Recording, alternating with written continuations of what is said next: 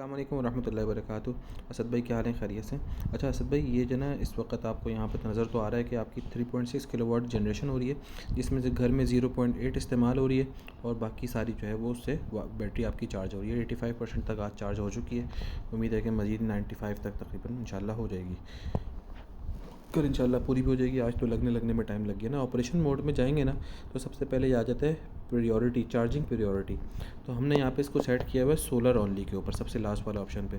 अगर हम पहले वाले ऑप्शन पे क्लिक करते हैं तो आप कभी इसको सेटिंग चेंज करना चाहें तो कर भी सकते हैं कि पहले सोलर से चार्ज हो, और जब सोलर अवेलेबल ना हो तो फिर बैटरी ग्रिड से भी चार्ज हो जाया करे।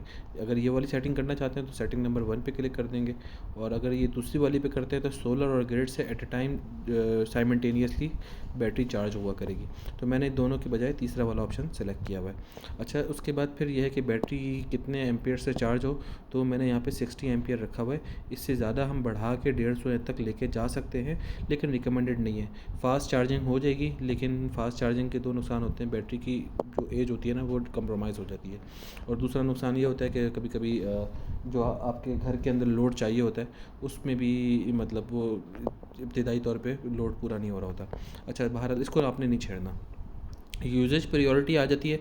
यूजेज प्रायोरिटी क्या होता है कि ये SBU पे मैंने भी रखा हुआ है कि सबसे पहले आपके जो ज़रूरत है वो सोलर से पूरी होगी, फिर बैटरी से, और फिर ग्रिड से होगी। अगर आप सेटिंग को चेंज करना चाहते हैं तो यहाँ पे आप देख लीजिए, बाकी सेटिंग्स भी मौजूद हैं। अच्छा, उसके बाद फिर ये 3 सेटिंग हैं, ये बड़ी इंपॉर्टेंट सेटिंग्स हैं।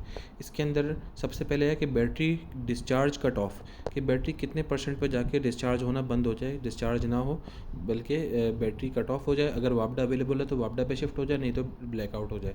तो मैंने 10% रखा हुआ है। ठीक है, इसको आप बढ़ा के 15 या 20% तक भी रख सकते हैं। सही है, बल्कि इसको 15 ही कर देते हैं, 10 क्योंकि बहुत ज़्यादा डाउन हो जाता है। अच्छा जी, battery backup SOC must be less than the battery backup to discharge SOC। ये यहाँ पे वाजे वाजे लिखा हुआ भी है कि इससे ये कम होना चाहिए, और इसके अंदर ये है कि कितने % पे जाके बैटरी जो है वो आपके हैवी लोड जो है ना उसको बंद कर दे। सही है, मतलब सॉरी, हैवी लोड को नहीं बंद कर दे, बल्कि इसका मतलब होता है कि कितने % पे जाके बैटरी आपकी सेफ़ हो जाए, कट ऑफ हो जाए, वापडा अवेलेबल हो तो वापडा इस्तेमाल हो। तो वो मैंने 20% पे रखा हुआ है कि 20% तक अगर आपकी बैटरी पहुंच जाती है तो फिर ये होगा कि बैटरी बंद हो जाएगी और वापडा पे आप शिफ्ट हो जाएंगे। 20% से लेके नीचे 15% तक सिर्फ़ और सिर्फ उस सूरत में इस्तेमाल होगी जब वापडा अवेलेबल ना हो रात के टाइम में। ठीक है, अगर आप इसको 20 से मज़ीद बढ़ाना चाहते हैं तो बढ़ा भी सकते हैं, घटाना चाहते हो घटा भी सकते हैं। और ये है कि बैटरी दोबारा से डिस्चार्ज होना कब शुरू हो, तो वो मैं 21 रख देता हूँ कि 21 पे जाके बैटरी दोबारा से डिस्चार्ज होना शुरू हो जाए, जब 21% तक पहुँच जाए। ठीक हो गया। अच्छा, ये सेकंड आउटपुट शटडाउन SOC, कि किस वक्त आपका जो हैवी लोड है वो शट डाउन हो जाए, तो उसको हम लोग यहाँ से चेंज कर देते हैं। कि मिसाल के तौर पे जब हमारा बैटरी हमारी 30% तक पहुंच जाती है तो 30% पे जाके हमारी जो चीज़ें हैं, जो AC वगैरह हैं वो शट डाउन हो जाएं, और सिर्फ लाइट लोड हमारा चलता रहे। ये मैंने 30% तक सेट कर दिया है। ठीक है ना। ये नीचे वाले 2 ऑप्शन और भी हैं। एक है जनरेटर ऑन ऑफ, अगर आप इसके साथ जनरेटर लगा के सिंक्रोनाइज़ करना चाहते हैं तो ये ऑप्शन उसके लिए होता है, फ़िलहाल अभी आपके लिए नहीं है। ATS के साथ ये काम करता है।